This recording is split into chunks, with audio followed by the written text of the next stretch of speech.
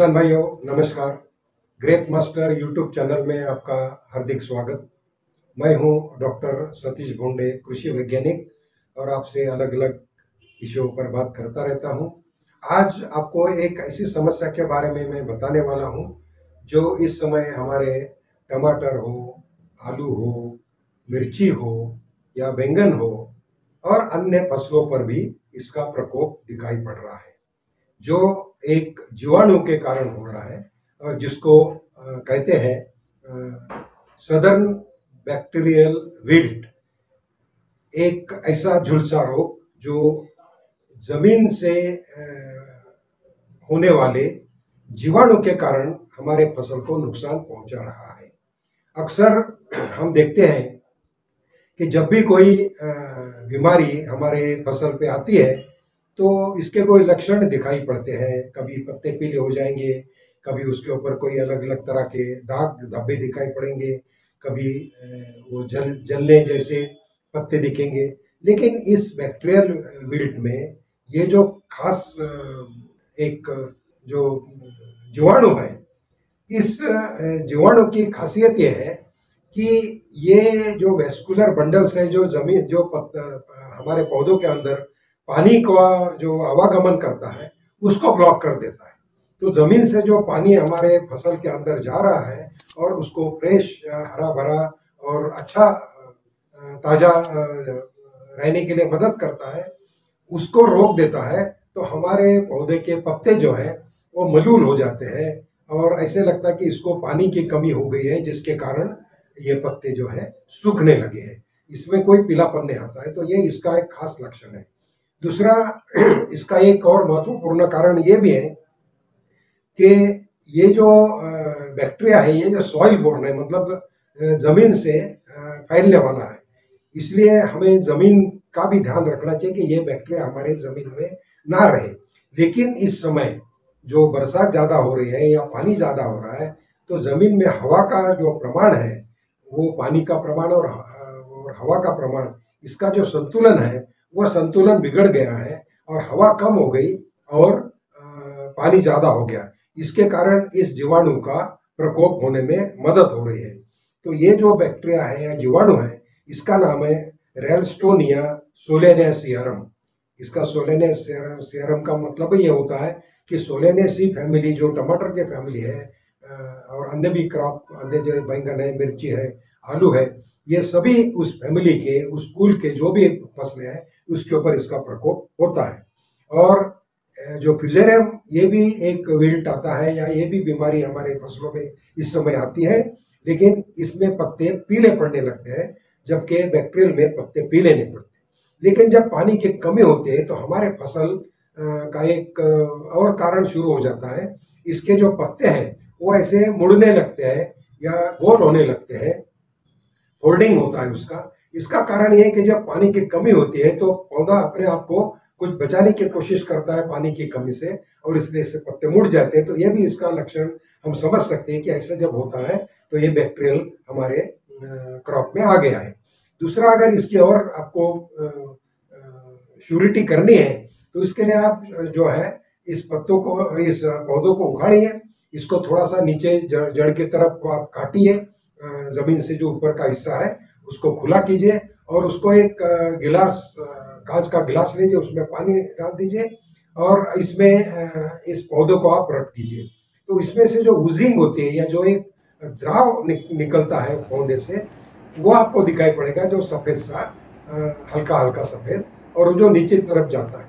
तो ये समझ जाना चाहिए कि यह जीवाणु का हमारे फसल के ऊपर प्रकोप हो गया है। इसलिए हमें क्या उपचार करना चाहिए, ये महत्वपूर्ण है। तो जैसे मैंने बताया कि ये ज़मीन से होता है, इसलिए ज़मीन को हमें ट्रीटमेंट करना चाहिए, जिसके लिए आपको ड्रेंचिंग करना चाहिए। अब ड्रेंचिंग किसकी करें? तो ड्रेंचिंग करें हम लोग, इसकी कोनिका नाम का एक प्रोडक्ट है जिसमें कॉपर सल्फेट और कासुगामाइसिन, ये जो बैक्टीरिसाइड है, उसका कॉम्बिनेशन है। इसके साथ में हमें संचार 40 या जो potassium salt of phosphoric acid है, इसको एक साथ मिला करके हमें जड़ों के पास डालना चाहिए, जिसके वजह से इस जो जीवाणु की जो ग्रोथ है या इसका जो फैलाव है वो रुक जाएगा और हमारे पत्तियों में फिर से ताजापन आने की संभावना बढ़ जाएगी। उसके साथ ही हमें इस समय चूंकि पानी की कमी हो गई है और पत्तों को हमें फ्रेश करना है, ताज़ा करना है, इसके लिए हमें चिलेटेड माइक्रोन्यूट्रिएंट्स का भी प्रयोग इस समय कर सकते हैं। और उसके साथ में हमें रेडोमिल जैसे मैनकोजेब प्लस इसमें कॉम्बिनेशन वाले जो ये है फफूंदीनाशक है उनका भी प्रयोग करना चाहिए। तो इसके लिए और एक आप कर सकते हैं, जब भी आप ये स्प्रे करेंगे उसमें हमको कोई एडजुवेंट ज़रूर मिलाना चाहिए जिससे ये दवा हम जो छिड़क रहे हैं उसका पेनेट्रेशन अच्छा हो और जो पत्ते हमारे थोड़े से एक्टिव स्टेज में नहीं रहते तो उसको भी थोड़ी सी हेल्प हो या पेनेट्रेशन होने में दवाई का, जिससे ये बैक्टीरिया का नाश हो जाए। अब बहुत सारे चीज़ें इसमें और भी हम कर सकते हैं, लेकिन स्ट्रेप्टोसाइक्लिन नामक जीवाणुनाशक है या वैलिडेमाइसिन नामक जीवाणु है एक, उसका भी हम लोग एंटीबायोटिक इसका भी हम लोग प्रयोग इसके लिए कर सकते हैं स्प्रे के माध्यम से। लेकिन ज़मीन में जो हमको देना है वो ड्रेंचिंग के माध्यम से ही देना है और इसमें कॉपर फंजीसाइड या कॉपर सल्फेट जरूर जाना चाहिए। फिर अलग अलग जो भी कॉपर के फॉर्मुलेशन है इसको हम रोटेशन में प्रयोग कर सकते हैं। दूसरा ये भी हमें देखना है कि जब मल्चिंग हमारे खेत में हम करते हैं तो इसमें जो ज़मीन में जो पानी ज़्यादा हो गया, नीचे से भी पानी आ रहा है, ऊपर से बारिश भी हो रही है, धूप भी नहीं है, तो पानी का जो निकास है वो हमारा कम हो रहा है, पानी का जो बाष्पीभवन होता है वो भी कम होता है। और जहाँ मल्चिंग होती है तो वहाँ और इसकी ज़्यादा समस्या बढ़ती है।